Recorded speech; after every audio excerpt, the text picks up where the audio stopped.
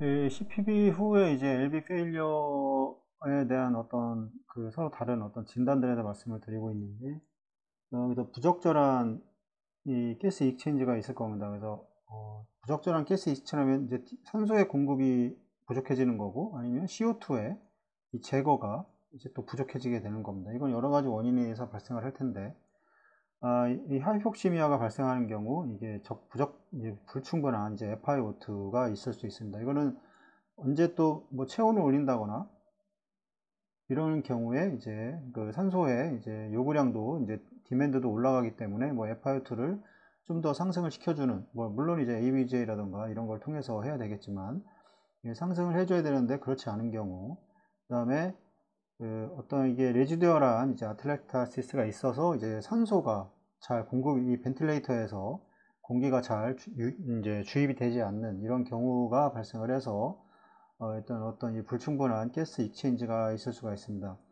일단 미케니컬한 이제 벤틸레이터 페일러가 이제 발생을 또 할 수가 있고, 이건 펌프 중에도 마찬가지입니다. 이게 펌프에 보통 일반적으로 그 시브 플로랄이 그 기화기가 같이 설치되어 있는 경우가 대부분인데, 이 기화기가 어떤 거는 이게 0으로 해놓으면 이 괜찮은데 가스가 들어가는 경우가 있는데, 이게 0으로 해놓으면 그 월에서 보내주는 그 가스도 같이 안 들어가게 되는 이런 기화기가 있습니다. 그래서 이런 부분들도 좀 확인을 항상 그 본인이 사용하고 있는 그 펌프의 이런 기화기에 어떤 문제가 어떤 타입으로 운영이 되는지에 대한 이런 것도 꼭 확인을 해볼 필요가 있습니다. 메키니컬한 이제 벤틸레이터 페일러가 이제 그런 문제들이 있을 수가 있는 거고, 이거는 뭐 정말 모르게 발생한 에어웨이가 이제 디스커넥션이 되어 있는데, 이게 뭐 수술실에서도 뭐 이런 일이 분명히 벌어날 수 있지만, 이게 나가서 ICU에서도 뭐 이런 일이 종종 일어납니다. 이게 뭐 환자를 움직이고 뭐 이러다 보면 이게 툭 빠져 있는데 잘 안 된다거나, 물론 이제 벤틸레이터에서 상당히 큰 알람 소리를 울리긴 하겠지만, 이 에어웨이가 이제 디스커넥션 되거나, 또 에크모 과정에서도 마찬가지일 겁니다. 에크모 과정은 이게 뭐 그 가스 라인 자체가 빠졌다고 해서 소리가 나는 게 아니기 때문에, 물론 이제 그 O2가 이제 O2 세츄레이션이 떨어지면서 이제 그 벤틸레이터에서 소리가 나겠죠. 뭐 어떤 그런 모니터에서. 근데 에코모에서도 이게 빠져 있거나 아니면 이게 꺾여 있거나 이런 경우가 발생할 수 있습니다. 이런 부분들도 잘 확인을 해야 되고, 이 어떤 시비어한 이 브론코 스파즘이 있는 경우에도 마찬가지입니다. 이런 것도 마찬가지, 그 에어웨이를 이제 obstruction 시키는 이 부분도 마찬가지고, 이 부분도 마찬가지일 텐데, 이 에어웨이 자체, 환자 에어웨이 자체를 이제 이게 obstruction을 시키는 문제가 생기기 때문에 이 공기가 잘 들어가지 않는, 물론 이것도 이제 벤틸레이터에서 이제 프레셔가 높다고 알람이 막 계속 이제 울려댈 겁니다. 그래서 뭐 물론 엑스레이를 보고도 확인을 할 텐데, 그러면 뭐 그 이 브론코스코피를 통해서 뭐 이런 것들을 제거한다거나 뭐 여러 가지 이런 것들을 하게 될 겁니다. ICU에서. 그래서 이제 에어웨이를 이제 확보해주는 이제 이런 과정을 거치게 될 거고, 뭐 펌프렁, 보통 ARDS 이런 것들인데, 풀모널 이데마인데, 이제 보통 우리가 펌프렁이라고 하는 이제 이런 이제 용어를 많이 들어보셨을 텐데, 이 CPB 과정에서는 이 심장과 이제 폐를 우회를 하기 때문에 이제 폐에 혈류가 공급이 되지 않습니다. 그 다음에 공급이 되지 않고 그 수술 동안에 멈춰져 있기 때문에 이 펌프가 이제 이 어떤 산소 공급이라든가 이런 게 부적절해지게 되면서 이제 펌프렁이라는 문제가 생깁니다. 보통 이제 이데마라고 보통 우리가 알고 있는 건데, 뭐 ARDS는 마찬가지로 이제 그 렁 자체에 문제가 발생하게 되는 거고, 펌프렁은 이제 보통 일시적으로 이제 펌프의 CPB를 이제 운영하는 단계에서 이런 문제가 발생할 수 있기 때문에, ACC 어플을 하고 나서 이제 풀모나리의 플로우가 이제 가게 되면 이 부분에 대해서도 만약에 이데마가 심해졌다 뭐 이런 경우에서도 좀 이제 이런 걸 제거해 줄 수 있는 이런 어떤 그 방향을 좀 만들어 줘야 됩니다. 물론 이제 가장 좋은 거는 모디파이드 이제 울트라 이제 헤모필트레이션이 가장 좋은, 또 그 마지막에 이런 것들을 해결하는 이 펌프렁이나 이런 것들을 해결하는 가장 좋은 또 방법이 대안이 될 수가 있습니다.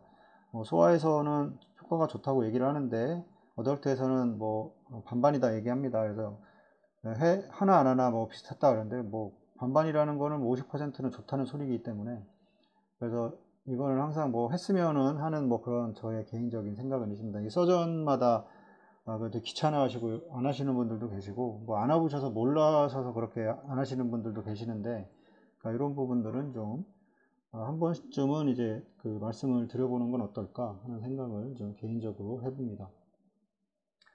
그 다음에 이제 프리로드가 이제 문제가 돼서 이제 어떤 이런 그 LB 페일러가 올 수가 있는데, 그 부적절한 이제 프리로드가, 그러니까 R 전신의 순환으로 RA로 돌아가고 이제 트라이커스피드를 거쳐서 RB로 이제 볼륨이 들어오게 되는데, 이 프리로드가 적어진다고 하는 거는 이 리턴되는 볼륨 자체가 이제 줄어들게 되는 겁니다. 그래서 이 볼륨이 없으면 당연히 이제 나가는 볼륨도 없고, 당 LA에서 LB로 오는 볼륨도 줄어들겠죠. 그렇게 되면 이제 뭐 하트레이트가 막 상승을 하게 되고, 뭐 이런 어떤 그 기전들이 발생을 할 텐데, 이 하이포볼레미아가 발생하는 경우입니다. 그래서 이런 부분들, 하이포볼레미아로 인한 이제 그 이런 LB 페일리어, 그 하이포볼레미아라고 하는 건 혈압도 낮게 되는 거고, 그다음에 이제 코로나리 퍼퓨전도 잘 안 되게 되고, 그다음에 결국 이제 마이오카디움에까지도 이제 문제가 생기게 되는 이런 경우가 발생을 합니다.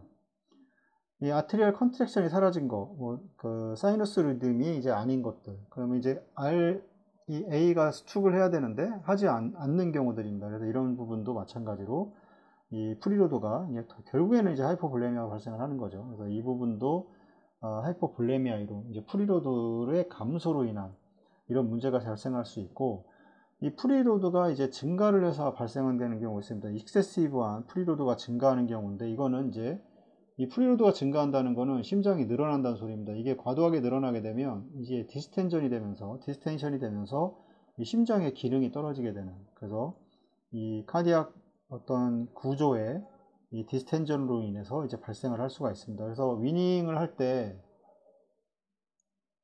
정말 중요한 게 환자가 이 오버 디스텐션이 되지 않도록 하는 게 제일 중요합니다. 그래서 여기에는 적정한 프리로드와 그 다음에 적정한 어떤 그 혈압의 어떤 수축이라던가 이런 걸 통해서 그냥 SBR과 그 다음에 이 프리로드, SBR은 문제 결국에는 애프터로드라고 할 텐데, 프리로드 애프터로드의 적정한 그 관계를 통해서 위닝을 할 때 해야 됩니다. 더군다나 이제 하트 페일리어가 온 환자들, 이미 와서 수술을 받은 환자들은 이 심장의 이제 기능 자체가 많이 떨어져 있기 때문에 이게 너무 많은 볼륨은 심장에 더 무리를 오게 됩니다. 그래서 늘어나게 되고, 이 디스텐션이 가장 좀 무서운 그때 상황일 겁니다. 위닝하는 과정에서 이 디스텐션이 되지 않도록, 물론 이제 TE를 통해서 이제 마취과 선생님이 계속해서 정보를 주시고, 그 다음에 서전도 위에서 이제 RA나 RB의 볼륨을 보고 이제 말씀을 해주시고, 그 다음에 뛰는 것도 눈으로도 확인할 수가 있습니다. 잘 뛴다 안 뛴다, 볼륨이 들어오면 좀 심장이 지쳐하고 잘 못 뛰고,